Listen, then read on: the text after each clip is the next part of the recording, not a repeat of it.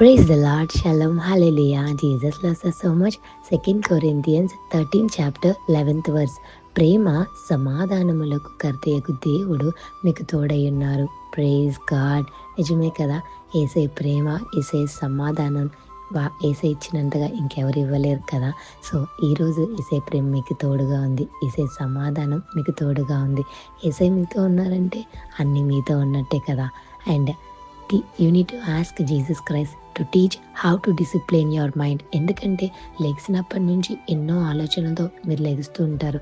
So ఆ ఆలోచనలన్నిటిని discipline చేయమని యేసయ్యని అడగండి. అండ్ మీ వర్రీస్ని మినిమైజ్ చేసుకుని వర్షిప్ని మ్యాక్సిమైజ్ చేసుకోండి.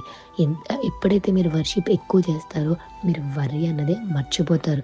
ఏ విషయంలో వర్రీ అవుతున్నారో ఆ విషయం అన్నీ కూడా మర్చిపోతారు. ఎందుకంటే ఎప్పుడైతే పూర్ణ హృదయంతో యేసయ్యని ఆరాధిస్తారో యేసయ్య ఆలకిస్తారు. మీ లోపల ఉన్న హార్ట్లో ఉన్న వర్రీస్ అన్నీ ఆలకించి, మైండ్లో ఉన్న ఆలోచనలను యేసయ్య ఆలకించి, ఆ యేసయ్య చూసి మరి వాటికి ఆన్సర్ ప్రిపేర్ చేస్తూ ఉంటారండి.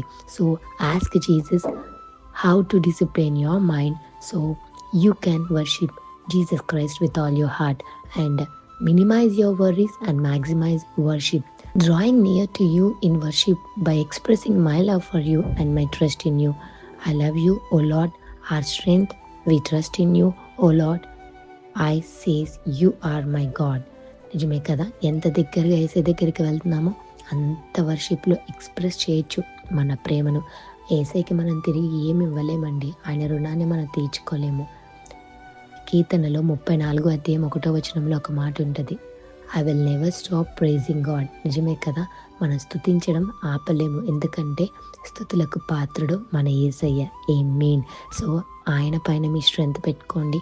యేసయ్యే మీ స్ట్రెంగ్త్, యేసయ్యే మీ ట్రస్ట్, యేసయ్యే మన దేవుడు.